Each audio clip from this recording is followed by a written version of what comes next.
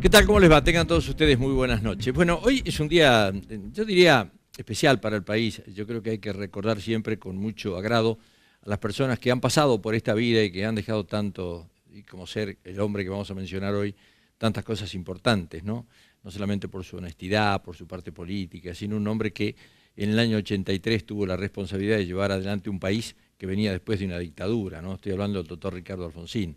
Hoy se cumplen 7 años de la muerte del doctor Ricardo Alfonsín. Creo que sería importante recordarlo con unas imágenes que vamos a poner ya en el aire. Se creó un enorme desorden social. Apareció la disputa en el partido por los intereses del poder, por el acceso al poder, y hubo prepotencia y hubo miedo, y así se dio la excusa al privilegio para que terminara con el gobierno constitucional.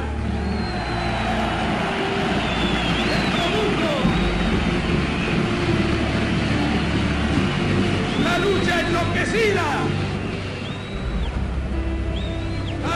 enloquecida entre las 3A y la represión. Sin duda no es eso lo que quiere nadie en la Argentina. Pero esta crisis de autoridad continúa en el Partido Justicialista, tal como se pone de manifiesto en una campaña en la que jamás se debió haber caído en la calumnia, jamás se debió haber caído en métodos reñidos con la democracia argentina.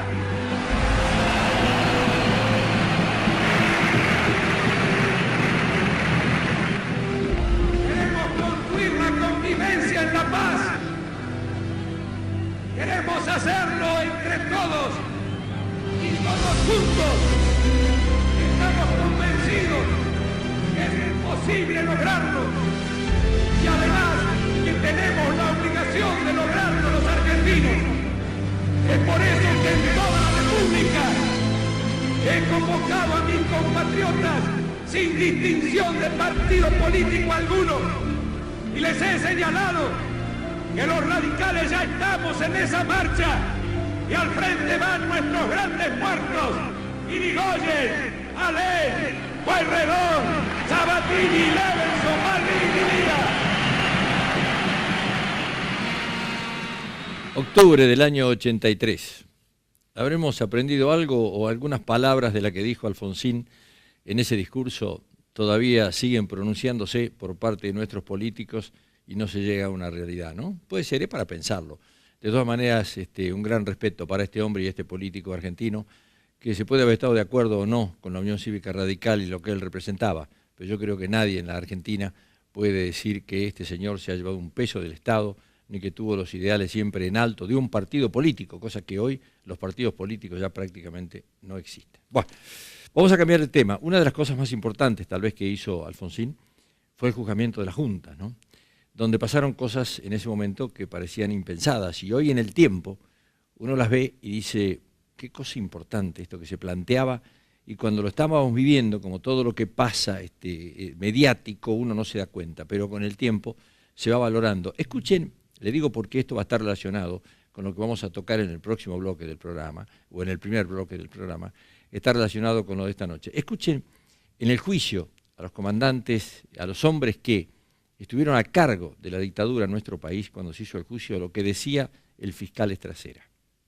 Señores jueces, quiero renunciar expresamente a toda pretensión de originalidad para cerrar esta requisitoria. Quiero utilizar una frase que no me pertenece, porque pertenece ya a todo el pueblo argentino. Señores jueces, nunca más. Silencio en la sala. Silencio. Personal policial, desaloje la sala. Nunca más. Nosotros todavía seguimos con esto en nuestra provincia. Lamentablemente es una cosa que todavía no quedó resuelta en algunos casos, ¿no? Hace unos días atrás, a instancia de fiscales, por supuesto, y jueces que tuvieron que ser de afuera, se trató el tema de Marcos Levín. Marcos Levín, en delitos de lesa humanidad, fue acusado por distintas cosas que había realizado en su empresa con la dictadura, y le dictaron una prisión preventiva, tiene ahora de 12 años, por supuesto que la va a apelar, y vamos a ver qué resuelve la justicia federal, ¿no? pero de todas maneras se actuó. En 5 años prácticamente, una causa que comenzó y terminó en 5 años. Sin embargo, esta semana pudimos saber, en las últimas 48 horas, que un fiscal, el doctor Carlos Amad, el fiscal federal, ¿qué propone? Propone nada más ni nada menos que unificar las causas del doctor Ricardo Lona. El doctor Ricardo Lona fue juez de la dictadura y juez de la democracia en nuestra provincia.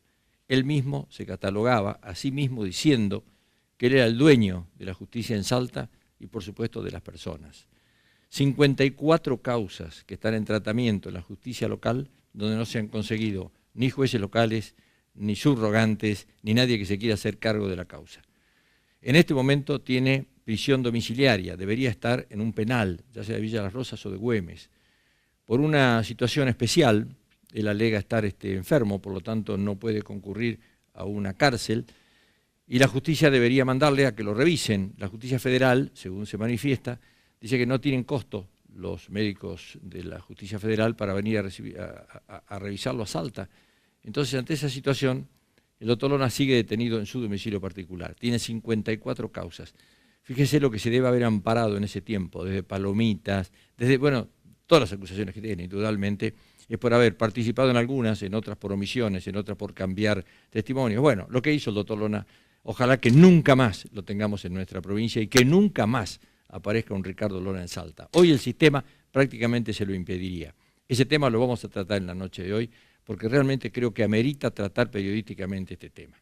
Un tema que no tiene difusión, por ejemplo, en los grandes diarios o en el gran diario de nuestra provincia, y uno tendría que buscar complicidades, ¿no? Por alguna razón en especial, estos temas no se tocan en esa empresa y en ese diario. Seguramente algún día también se llegará a la verdad, como pasa siempre, ¿no? Con el tiempo las cosas se van esclareciendo. Esta noche lo vamos a tocar y en profundidad. Un amigo me decía ayer, si a Lona lo hubiesen metido preso una semana y hubiese estado en un calabozo, hoy ya sabríamos dónde están los restos de Ragone. Con eso le dio todo. Bueno, ese tema lo vamos a tocar. Y después vamos a hablar de los fondos buitres, no queda otra alternativa. O sea, no queda otra alternativa, digo, porque era la gran panacea del gobierno de Cambiemos, el hecho de ir y pagar la deuda. Bueno, ayer recibieron ya el beneplácito del Senado y se terminó una etapa. Lo que se esperaba después de esa etapa, por lo que había dicho el mismo gobierno nacional, o por lo menos lo había dejado entrever, era que después de ahí en adelante ya iban a venir capitales, iba a venir la inversión a la Argentina. Lo único que hay hasta ahora es, ayer se aprobó, viajó Macri a Estados Unidos, seguramente van a juntar la plata para pagar, plata que se la van a sacar a usted, a mí, a todos nosotros, porque en definitiva es donde va a salir la plata. Y lo que sí se anuncia es a partir de mañana aumentos que van en el transporte en Buenos Aires del 100%, del gas del 300%, la electricidad en algunos casos el 500%, de acuerdo a la zona, los barrios. En Salta mínimo va a ser, pero igual un 27% para el transporte urbano de pasajeros, es el primer aumento y otro dentro de 60 días. Por lo tanto, ahora que se consiguió, ya que se pueda pagar la deuda, que el gobierno tenga la posibilidad de pagarla, de ahí en adelante se esperaba una reactivación. No, lo que se va a esperar ahora y lo que va a pasar a partir del día de mañana son aumentos que afectan directamente a los más necesitados, a la gente que menos dinero tiene. O sea, al pobre, estas situaciones de la inflación y de los aumentos es al que más perjudica. Lo vamos a hablar con Julio Quintana, que es el partido del PO de nuestra provincia, con el contador Carlos Zapata, que también es diputado provincial, y con el doctor Osvaldo Camisar, un hombre que nos honra esta noche con su presencia, teniendo en cuenta que fue diputado provincial, fue diputado nacional y además en la época del doctor Alfonsín fue un hombre que trabajó muchísimo en el Banco Central de la República Argentina. Con ellos vamos a hablar la parte de economía. Un minuto y volvemos. Auspician este programa las siguientes empresas: Frigorífico Bermejo, Banco Macro, Luzal, La Casa de la Bodega, Edesa, Hotel del Dique,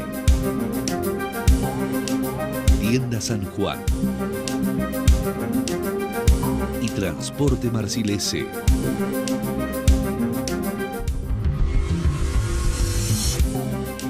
Bueno, le damos la bienvenida al periodista, primero nuestro colega Héctor Ali. ¿Cómo te va, Héctor? ¿Qué tal? Buenas noches, Mario. Buenas noches. Y al doctor, a ver, ¿cómo le va, doctor?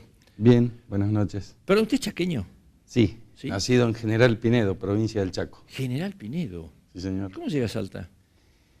Y rendí me crié en General Pinedo, me fui a vivir a Resistencia con mis padres, que eran maestros rurales.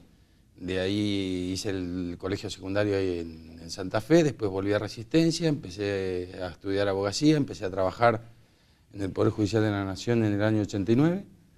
Bueno, fui estudiando, me recibí, rendí un concurso y bueno, aquí estoy. O sea, usted viene enviado por la Justicia Federal acá, o sea, como Sí, destino. sí, yo rendí un concurso, tengo acuerdo de Senado, me designó la presidenta, juré como fiscal y aquí me tienen. Si usted tiene que hacer hoy una lectura judicial de la situación del doctor Ricardo Lona, ¿usted cree que hay alguna situación similar en el país?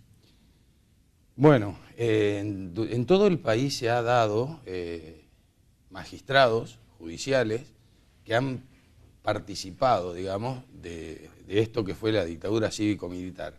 De una u otra manera, por ejemplo, en el Chaco es muy claro, está detenido en domicilio el ex juez federal Córdoba, está detenido en la prisión regional del Norte U7 el fiscal general ante la Cámara de Resistencia, el doctor Mazzoni, estaba detenido el doctor Flores Leye, que era fiscal federal, que falleció. Situaciones similares se están dando, se están juzgando también en Mendoza, se han juzgado aquí en la provincia de Santa Fe, y aquí también próximamente se juzgará al doctor Lona. Pero el doctor Lona ya está juzgado y debería estar, teóricamente, cumpliendo su condena en un penal. Hay una cosa en el medio, que son las chicanas, usted mismo lo ha manifestado en una nota por radio, diciendo, bueno, yo nunca he visto una cosa de estas características, ¿no? Donde hay tanto impedimento legal para que se puedan cumplir las leyes, ¿no? Sí, todas las semanas, y si no es toda la semana, cada 15 días estamos contestando desde el Ministerio Público, estamos contestando las proposiciones de las proposiciones de las proposiciones. Es algo interminable, no dejan avanzar la causa, minan la causa, trancan la causa de tal forma, discuten todo. Discutieron inclusive hasta lo que propuso el juez, hacerle la Junta Médica. Ellos se oponen. Y si la Junta Médica dice que el doctor Lona está enfermo y que tiene que estar en su casa, es un argumento a favor de ellos y ellos se oponen sistemáticamente. No sé de lo que se trata, pero ellos se oponen siempre. Ahora, tiene que haber una complicidad judicial. Yo lo escuché a usted en declaraciones donde usted hablaba del caso Levin, ¿no? El caso Levin, lo que cuesta llevar adelante a un poderoso, a un hombre que dispone de medios económicos, no sé por qué razones, pero bueno, cuesta. No es una persona normal, o sea, hay abogados, bueno, hay una serie de vericuetos. Sin embargo, en una sola causa de Levin, se logra una sentencia. Lona, por lo que usted acaba de determinar, que ahora lo tiene que ver el juez, lo tiene el doctor Medina, usted dice que tiene 54 causas que hay que unificarlas para que sea una sola. Sí, por principio de celeridad procesal. Bien. ¿Y cómo puede ser que una persona con 50 y pico de causas esté en su casa? ¿Cuál es la explicación? Y esas son las... Es la corporación judicial. Y por un lado es la corporación judicial, por otro lado son las garantías que le da.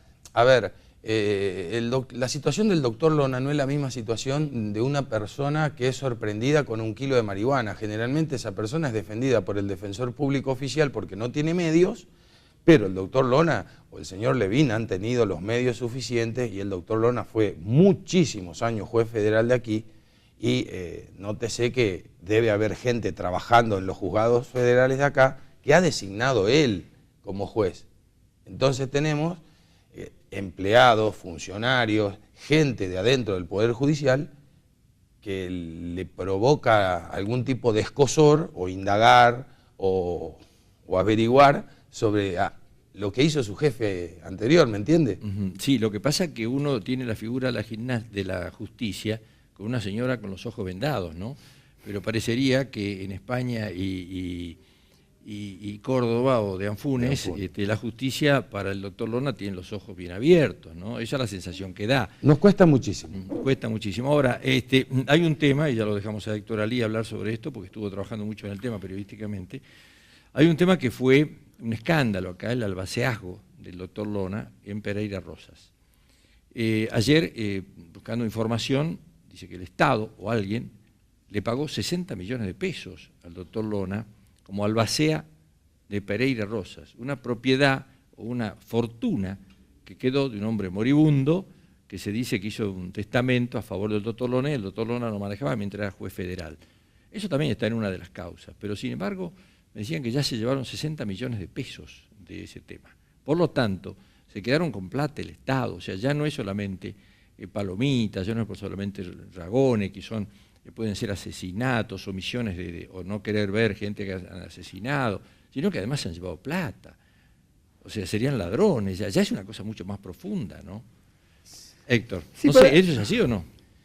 Mire, las investigaciones avanzan despacito, pero avanzan. Vamos con pie firme. Creo que vamos a tener Salta va a tener el juicio del doctor Lona. Creo que en poco tiempo. Yo tengo mucha fe. Cuando llegamos aquí con el grupo de trabajo, no pensábamos que íbamos a lograr lo que logramos en el caso de Levín y en otros casos, y lo hemos logrado. Y le estamos poniendo mucha fuerza, mucho empeño. Creo que vamos a llegar a un juicio, un pronto juicio. ¿Usted cree, Héctor, corto, Sí. ¿Usted cree que en el caso de Lona, usted como hombre de la justicia, ¿a usted le gustaría la palabra nunca más en que haya jueces de esas características?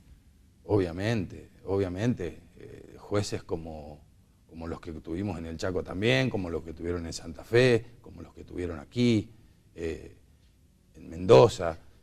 No se puede tener jueces que estén lejos de la gente y lejos de la ley, ¿no? Obviamente, están lejos de la ley y permiten que la gente sea vulnerada en sus derechos sobre pretexto del poder omnímodo que tiene. Héctor. Sí, la trayectoria de Lona comienza ya en el año 75, cuando reemplaza a quien era juez federal en ese momento, que era López Sanabria. O sea que está, o ingresa a la justicia federal en los últimos estertores del gobierno democrático de Isabel Perón, atraviesa toda la dictadura, los 7 años, es ratificado en el retorno a la democracia por el gobierno del doctor Raúl Alfonsín, y un detalle interesante, con el apoyo del gobernador del momento, Roberto Romero en Salta, y también del gobernador de Catamarca, Vicente Leónidas Sadi. Sí, claro, gran dupla. Dos de los pilares que sostuvieron que Lona se mantuviera. Fue juez federal hasta el año 93 aproximadamente, cuando se creó la Cámara Federal de Salta y es nombrado camarista, integra la primera conformación de la Cámara Federal. Recordemos también que fue sometido a un jury de enjuiciamiento, y uno de los temas fue concretamente este que decías del albaceajo, otro fue la entrega de chicos en adopción absolutamente irregular, y el otro fue el tema palomitas. Lo entregan con la complicidad, los chicos, con la complicidad del fiscal Trincavelli. Son chicos que en el dictamen dice que es mejor para esos chicos, eran chicos de Metán, que ya se estaban empezando a vender desde Metán para Francia, que los chicos iban a tener una mejor vida allá que la que podían tener en Metán. O sea, se estaban vendiendo los chicos directamente con la aprobación del fiscal Trincavelli y el doctor Lona. En ese jury de enjuiciamiento es defendido, y esto podemos hacer un puente en el tiempo, por el doctor Andrés D'Alessio, que fue compañero del doctor Gil Ladera, que hoy es el abogado de Lona, en la Cámara Federal, que juició a las juntas militares en los primeros juicios que hicieron en la Argentina. Digamos, resulta favorecido en ese juicio por un voto. Podría haber sido destituido en aquel momento. Lo interesante es que Lona había renunciado antes, pero el entonces presidente Néstor Kirchner no le aceptó la renuncia. Él va al jury y, como moneda de cambio, probablemente 2 días después le renuncia y le aceptan la renuncia. A partir de allí comienzan a desarrollarse ya y avanzar los 2 juicios principales, que es, por un lado, el secuestro, desaparición y muerte del doctor Ragone, al que él da por legalmente muerto en la causa. Increíble. Y, por supuesto, por el tema palomitas. A partir de ahí empieza una serie de recusaciones, excusaciones y demás, que llega al número, a la friolera de 67 funcionarios de la justicia de federal. La justicia federal. En Salta, que no Jueces, quisieron intervenir. Que no, abogados, subrogantes, ad hoc, fiscales, pero muchos de los cuales él recusaba, y otros que se excusaban, como decía el doctor antes, por amistad manifiesta. Enemistad manifiesta. Y al mismo tiempo también por haber sido nombrados en algunos casos, tenían un compromiso, porque era casi una omertad la que manejaba Lona para... Lona en sus momentos de estado etílico, no sé si se dice así, en conversaciones conmigo me dijo, criticando al doctor Cornejo, que el doctor Cornejo fue el que lo sucedió, y pedía una Cámara Federal, o sea, que hubiese más participantes en la justicia. Él personalmente me dijo a mí, dice, no, lo que pasa es que le tiene miedo a enfrentar esto. La justicia la tiene que tratar uno solo. Acá el dueño de la justicia, cuando yo estaba como juez, yo era el dueño de la justicia y el dueño de las personas.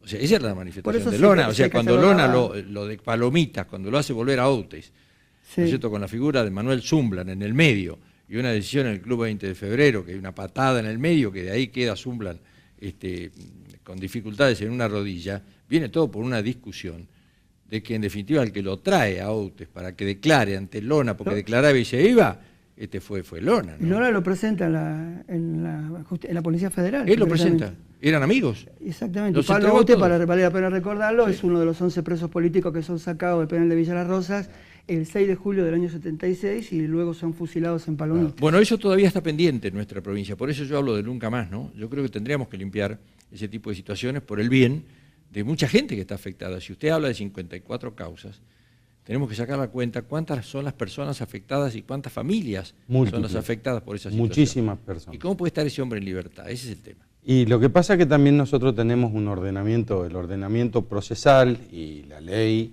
dice que cuando uno tiene 70 años puede estar detenido en su domicilio. No es automático, obviamente. Hay que, por ejemplo, las personas minusválidas, enfermas, valetudinarias, pueden estar.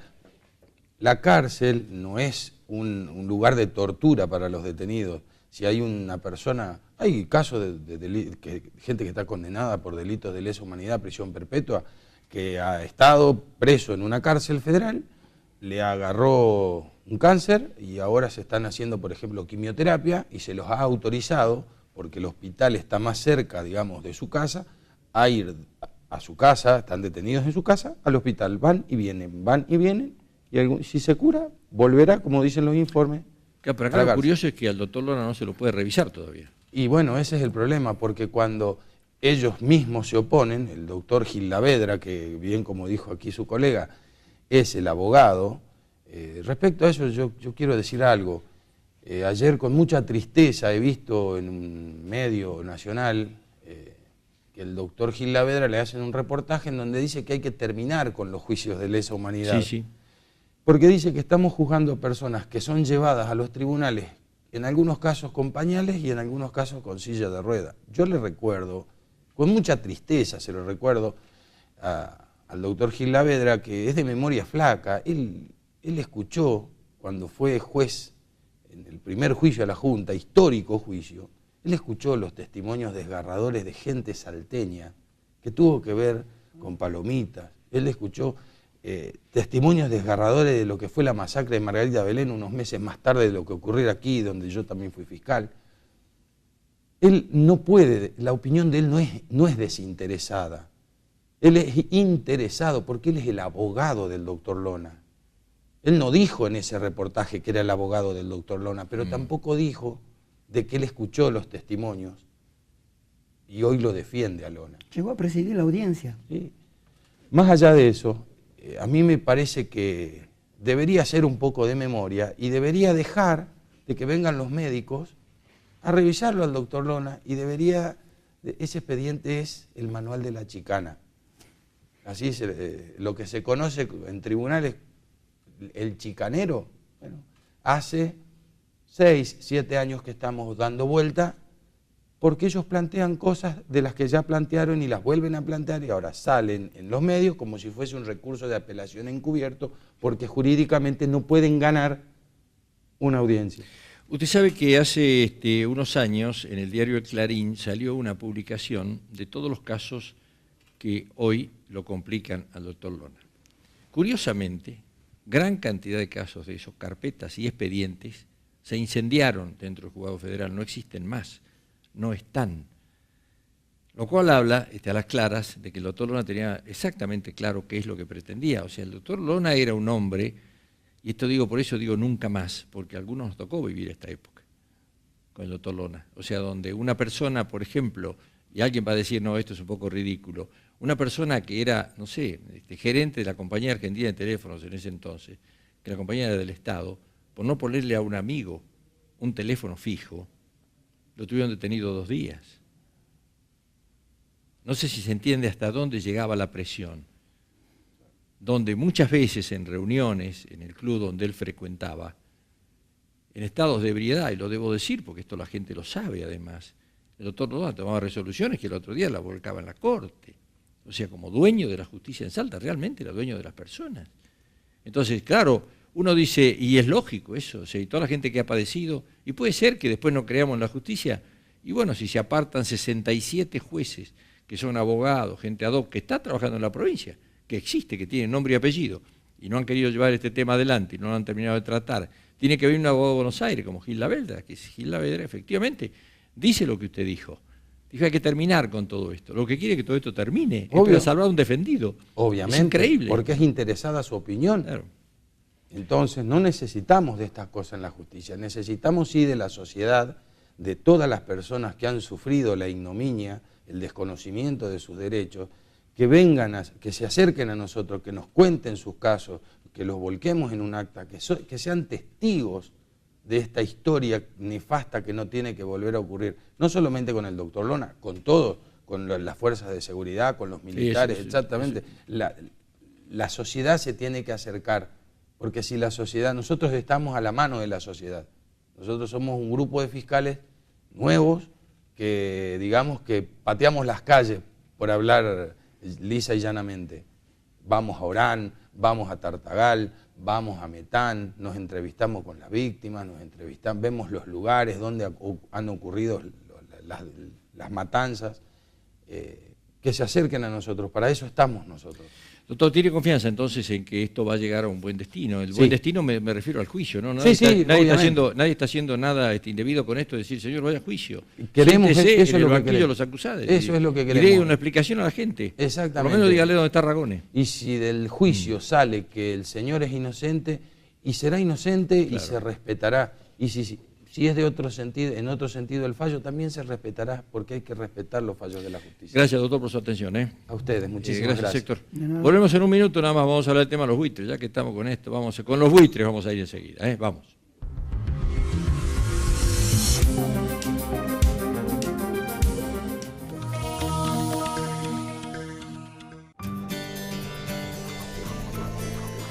Con tus tarjetas de crédito Macro, aprovecha beneficios todos los días. Lunes en tus compras online, martes en Hogar y Deco, miércoles y sábado en Automotor, jueves en Salud y Belleza y viernes en shoppings, tiendas e indumentaria. Además, todos tus consumos suman puntos o millas que puedes canjear por increíbles premios o para viajar a donde quieras. Con tus tarjetas de crédito Macro tenés todo lo que querés acá nomás. Conoce más entrando en beneficiosacanomas.com.ar. Macro, tu banco cerca, siempre. Consulte bases, condiciones locales, adheridos y topes de reintegro en beneficiosacanomas.com.ar.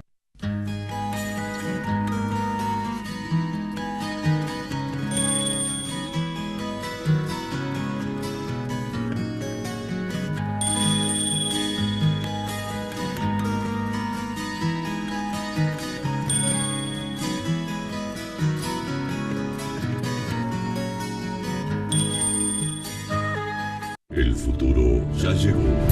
Frigorífico Bermejo presenta la primera carnicería virtual del país. Hacete fan de nuestra página en Facebook y disfruta los mejores cortes Campo Bermejo y ofertas de fiestas a un clic de Frigorífico Bermejo. La sensación de sentirnos seguros es única. Nuestros seguros lo acompañan toda la vida y eso significa tranquilidad. Instituto de Salta. Seguros para toda la vida con el respaldo de Swiss Medical.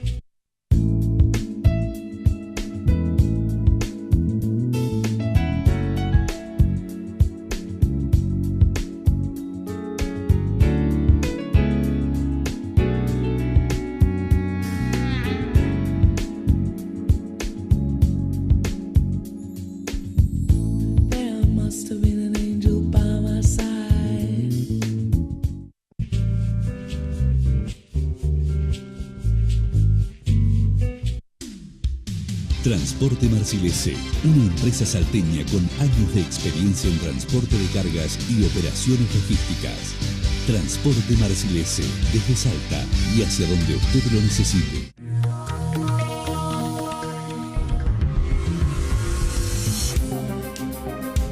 Bueno, estamos... papá de Lucía. Bueno, se están conociendo. Estamos en el aire, ¿no? Se están conociendo. Sí. Zapata es el papá de Lucía, le pregunta al doctor Osvaldo Camisar. O sea, es un poco la charla, ¿no?, que estamos teniendo en el corte. ¿Cómo le va, Zapata? Muy buenas noches. Buenas noches, Un gusto tenerlo Mario, acá. muchas gracias por la invitación y considero un privilegio compartir la mesa con quien fuera mi profesor en la facultad y por el cual guardo un gran respeto. Y realmente yo creo que todos tenemos un respeto muy grande por el doctor Osvaldo Camisar, ¿no? Por su trayectoria, por su hombría de bien, por el trabajo desplegado y siempre con una actitud de un partido político y además de un partido político, una lucha de ideales y de honestidad. O sea, realmente debo decirlo, me siento sumamente satisfecho de que haya aceptado Osvaldo Camisar. Fue diputado provincial, fue diputado nacional, fue un hombre que participó activamente en el Banco Central de la República Argentina, en la época de Alfonsín, así que es un gusto tenerlo acá. ¿Cómo le va, doctor? Muchas gracias, el gusto es mío. Y muchas gracias a Zapata y muchas gracias. Bien, Julio Quintana, un hombre del PO, que aunque parezca mentira, es uno de los pocos partidos que se lo nombra por el partido. O sea, porque hoy se ha diversificado tanto esto, que ya no sabe quién es radical, quién es del PRO, quién es de Cambiemos, quién es justicialista, quién es de Salta los une. O sea, realmente está complicado. Lo único que sí se sabe que hay un partido que se llama Partido Obrero. ¿No es cierto? O sea, ya sabe que ellos son del Partido Obrero. Después el resto, che, ¿en qué partido estás vos ahora? Por ejemplo, lo que pasó en la Cámara de Diputados últimamente es uno de los temas, ¿no?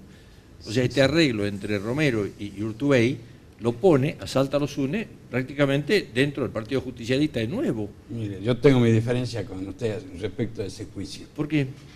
De ninguna manera es así. Yo soy electo por Salta Somos Todos. ¿Y quiénes son todos? Somos todos. ¿No es cierto? Todos. Somos todos.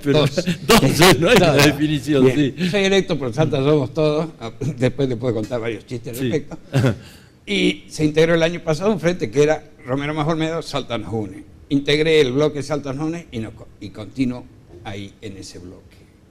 El objetivo era ser oposición al gobierno del doctor Urtubey, una oposición racional, responsable. El juicio que usted hace, si lo considera como la propuesta del doctor Ferrari para la auditoría, como si fuese que Romero se No lo saco a Ferrari, yo hablo de temas políticos, ¿no? No, de ninguna manera, siempre hemos mantenido una posición crítica en materia de presupuesto, la ley de ganadería, en la ley de ministerio, bueno, fue la que apoyamos, la prórroga de la emergencia económica, todo eso rechazamos. Yo le ruego que disculpe, sí. O sea, lo vamos a discutir en otro momento, sí. O sea que no hay problema. Sí. Yo tengo una lectura política, usted tiene una lectura del lado de adentro, pero más allá de eso... Sobre los hechos que puedo hablar yo, sobre lo demás, bien. La interpretación es libre. Fondos buitre. Sí, señor. Osvaldo, ¿hubiese firmado algo así vos? Bueno, el tema es bastante complejo. Yo creo que lo que hay que rescatar, nobleza obliga, es que los arreglos con la deuda que se hicieron en el año 2005 y en el año 2010 fueron importantes y quedó un porcentaje del 7 o el 8% de los restantes fondos buitres con los que no se pudo arreglar. O sea que el país tiene que rescatar que se logró un acuerdo razonable y bueno para el país por el 82%. Luego hubo un juicio iniciado por los llamados fondos buitres, o los fondos, para que la gente lo entienda, fondos que van y compran títulos devaluados, esperan para tratar de cobrar en valores nominales y con todos los intereses convencionales y punitorios. ¿Por qué van a parar ahí esos bonos que compran? Porque es de la usura. Porque están en el mercado. Por eso, pero es de usura, o sea, no son bancos oficiales. No, para nada. Por eso. Para Entonces, nada. cuando Además, uno se mete con un usurero, no saben qué termina, ¿no? Claro, pero es que no se metieron con los usureros directamente, son bonos que quedaron en el mercado, nadie sabe bien quiénes son los titulares. Se transformaron en bonos basura al declararse en default Argentina, entonces la cotización cayó a niveles impensados, prácticamente centavos. El ahorrista individual, para no perder todo su capital, lo termina vendiendo a alguien que está dispuesto a especular, pagando poco, aguantando mucho tiempo para tratar de obtener, como dijo el doctor, el valor nominal. Yo quiero tratar de responderle a Mario, es decir, a partir de que empiezan los juicios, me parece que la estrategia legal y política que llevó el gobierno fue absolutamente equivocada. porque si hay un juicio, hay un juez, hay una jurisdicción pactada, lamentablemente una jurisdicción extranjera pactada, habría que haber hecho un análisis sereno, prolijo, de cuáles eran las posibilidades y tratar, como yo soy un abogado que siempre digo, soy un abogado de soluciones y no de pleitos, buscar una solución, pero teniendo en cuenta que habíamos logrado el 92%, con ese rédito, tendríamos que haber tenido la capacidad para razonar y decir, bueno, lleguemos a un arreglo y no arribar a este punto donde la verdad que nos costó. No había retorno. No había retorno. Pero nos costó el hecho de no analizar, digamos, técnicamente, en forma razonable y aceptable y acertada, la situación procesal en la que estábamos en foros internacionales, es lo que nos llevó a que esta deuda aumentaba como un taxímetro en Nueva York, ¿sí? cada 20 metros. Y ahora estamos con esto. O sea, frente a la pregunta, si hubiera suscrito este tratado, este convenio con los fondos buitres, creo que son pocas las posibilidades. Creo que cualquiera que hubiera sido, que hubiera tenido a su cargo el Poder Ejecutivo de la Nación, hubiera arribado a este acuerdo. En el caso de ustedes, el PO no lo ve así esto, ¿no? No, tres cuestiones. En primer lugar, los compañeros del Frente de Izquierda, Pablo López, Néstor Pitrola, Soledad Sosa, hemos presentado un dictamen, es decir, que en la discusión había un dictamen del Frente de Izquierda que planteaba, en primer lugar, no al pago, no al acuerdo con los fondos buitres, una investigación integral del conjunto de la deuda del país, sobre la base de esa investigación un plebiscito, y en este sentido establecer una ruptura con lo que es hoy en día un proceso de confiscación nacional basado en mecanismos de usura, ilegales, ilegítimos, y que van a llevar una nueva bancarrota al país.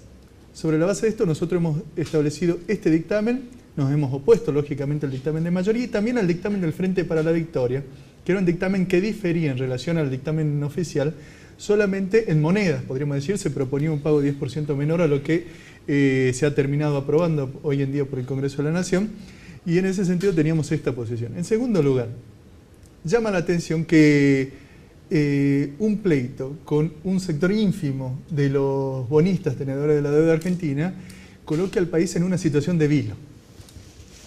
Y esto solamente es posible porque tenemos una tendencia de cesación de pagos en el conjunto del país, es decir, el conjunto de la economía del país se encuentra en una situación latente de cesación de pagos, y en este sentido se ha establecido una medida de tipo desesperada que hoy en día está cuestionada. Y está cuestionada por lo siguiente: un sector de esos mismos holdouts, es decir, los fondos buitres, ha hecho una presentación en la justicia norteamericana contra este acuerdo, y que se va a definir el 13 de abril, es decir, un día antes del plazo determinado por Griesa, este juez norteamericano que ha hecho andar al Congreso de la Nación, para ver si se puede saldar con estos fondos buitres o no. Entonces tenemos una medida de emergencia que no se sabe cómo va a terminar, y que lo único que queda es el ajuste que tiene como contrapartida por el conjunto de la población. Ahora, vamos a ver, el gobierno, sí. Yo lo que quiero acotar al respecto, yo creo que no hay alternativa de no pagar. No se trata de elegir si pagamos con la investigación. Hay una sentencia judicial en un tribunal al cual la República Argentina le dio jurisdicción para tratar este conflicto.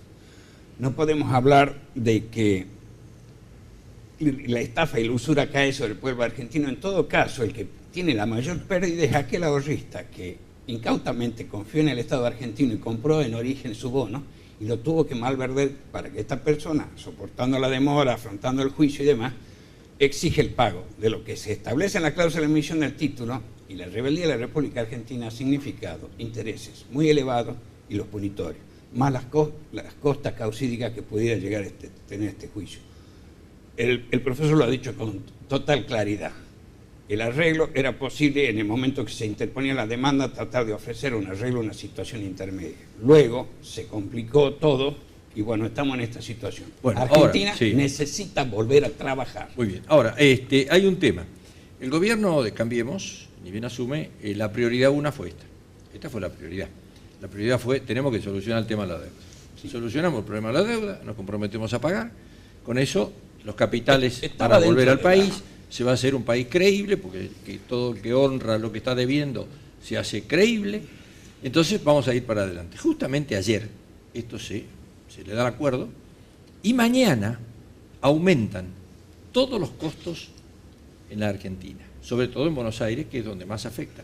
100% en el transporte, 300% en el gas, 500% en la luz.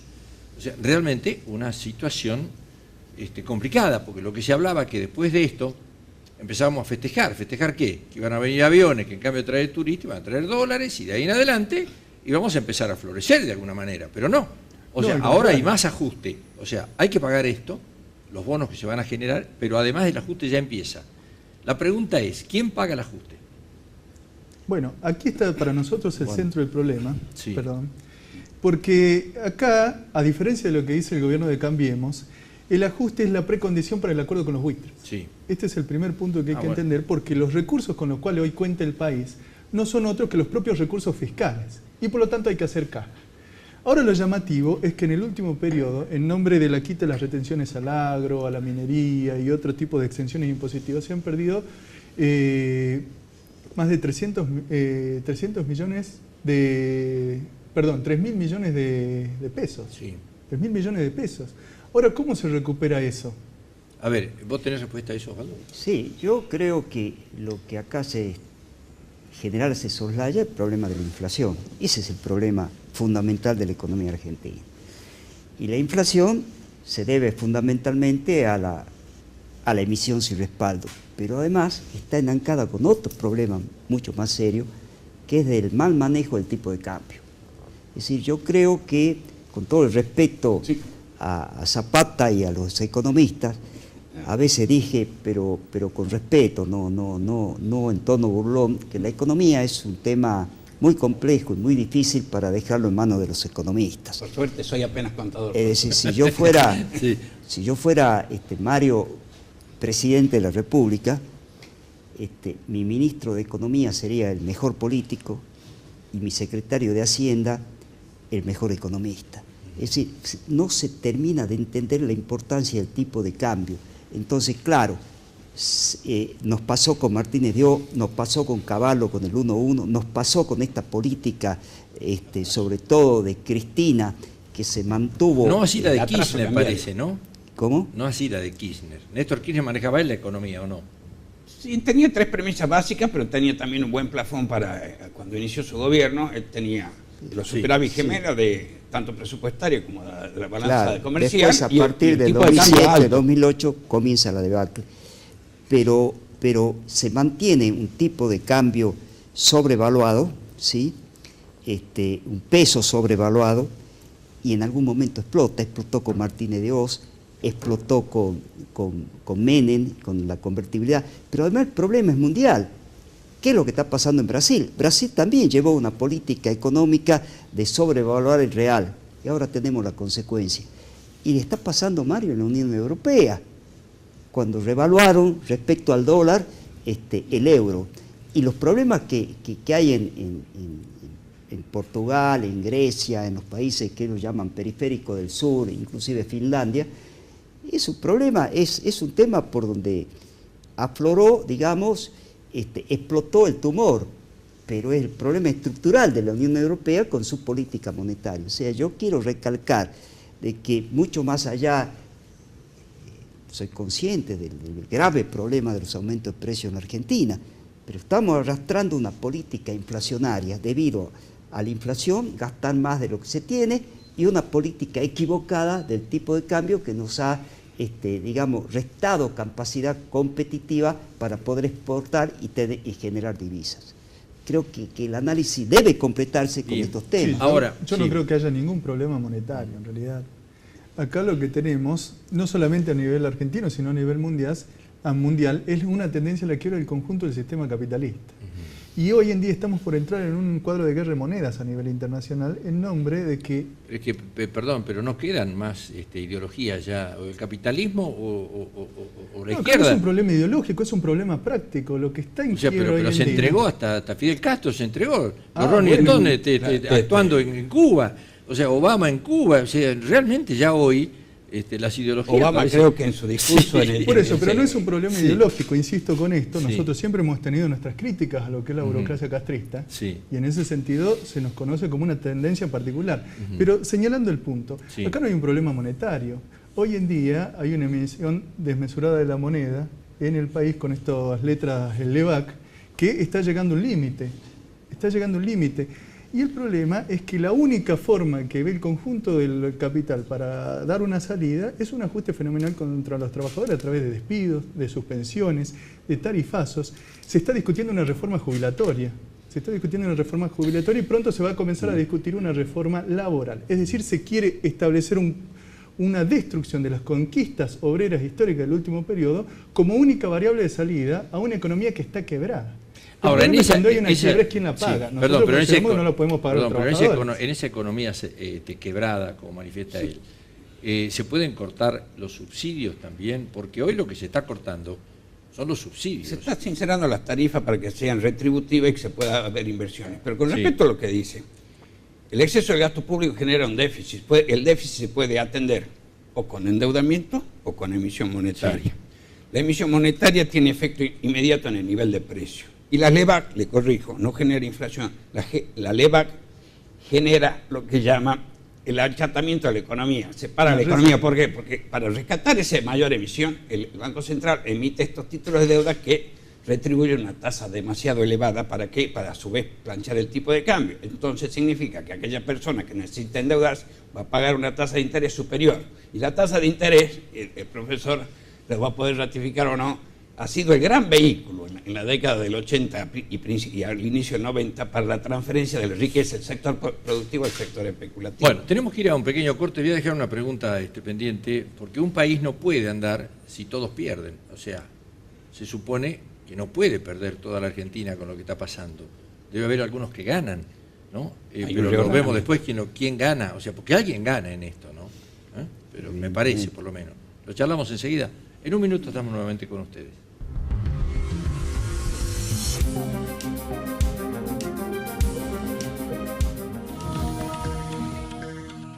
El futuro ya llegó. Frigorífico Bermejo presenta la primera carnicería virtual del país. Hacete fan de nuestra página en Facebook y disfruta los mejores cortes Campo Bermejo y ofertas de fiestas a un clic de Frigorífico Bermejo. La sensación de sentirnos seguros es única. Nuestros seguros lo acompañan toda la vida y eso significa tranquilidad. Instituto de Salta. Seguros para toda la vida. Con el respaldo de Swiss Medical. Con tus tarjetas de crédito Macro, aprovecha beneficios todos los días. Lunes en tus compras online. Martes en Hogar y Deco. Miércoles y sábado en Automotor. Jueves en Salud y Belleza y viernes en shoppings, tiendas e indumentaria. Además, todos tus consumos suman puntos o millas que puedes canjear por increíbles premios o para viajar a donde quieras. Con tus tarjetas de crédito Macro tenés todo lo que querés acá nomás. Conoce más entrando en beneficiosacanomas.com.ar. Macro, tu banco cerca, siempre. Consulte bases, condiciones locales, adheridos y topes de reintegro en beneficiosacanomas.com.ar.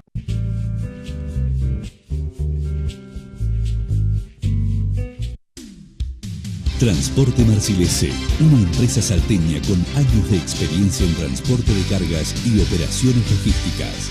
Transporte Marcilese, desde Salta y hacia donde usted lo necesite.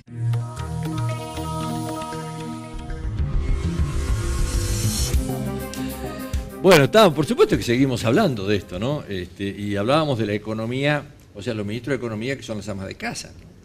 Porque en definitiva es la que tiene que recibir a fin de mes sueldo, ya sea de ella, del marido, y de ahí en adelante distribuirlo. Ahora, la distribución, con lo que el Estado o el comerciante le paga o el industrial, se da cuenta que cada vez llena menos el carrito y que la situación no viene en una franca mejoría, sino que al contrario, cuando hablamos en un país que tiene una inflación del 30%, 35% anual, realmente se le hace muy difícil a cualquier hogar, siendo que los salarios no aumentan más que un 30%, pero ya con una pelea muy grande en paritarias. Quiere decir que ya y nomás perdió un 10% de la realidad. Y sí, lo viene perdiendo hace bastante tiempo. La pregunta es, ¿cómo se sale de esto? ¿Hay salida de esto? Yo creo que la única salida es ordenar las cuentas públicas. Las cuentas públicas. Las cuentas públicas. Sí. tratando lógicamente con un criterio de equidad social. No se puede, yo no soy parte de este gobierno. ¿Cómo no? No. Bueno, no cambiemos, está la Unión Cívica Radical. Ah, bueno, sí, también lo que quise Como decir. radical hay una responsabilidad. Sí, lógicamente. Pero se tiene que trabajar ordenadamente, digamos, en ajustar determinados términos de la economía.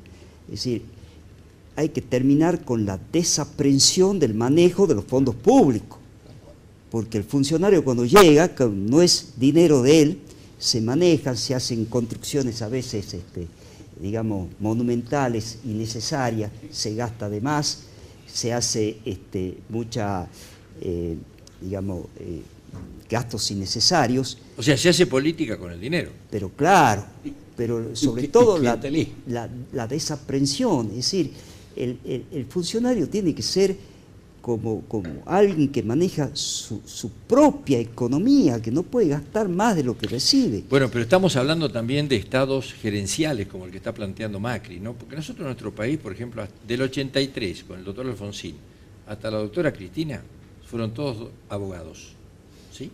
Y de golpe pasamos a un ingeniero. Hasta ahí estamos bien.